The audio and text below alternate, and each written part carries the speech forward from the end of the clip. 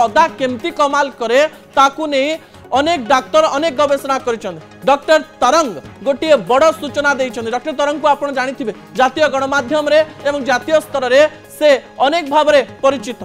Doctor तरंग कहते जे प्रतिदिन सकाळु उठी जदि आपण अदा जाकिबे किंबा सकाळु उठी प्रथम पानी अदा पानी पीबे अदा को काटिकी गरम पानी रे पकेकी पीबे ताहले या 100% शरीर इम्यूनिटी बूस्टर हिसाब रे काम करिवो।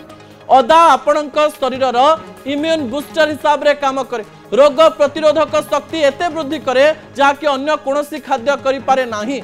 लगातार भाव में 21 दिन धरी जदि आपण माने अदा रस पिउचंती बा गरम पानी रे अदा पके पिउचंती ताहले आपणकर अनेक रोग नष्ट हो जाय पारे बोली कहा जाउछि।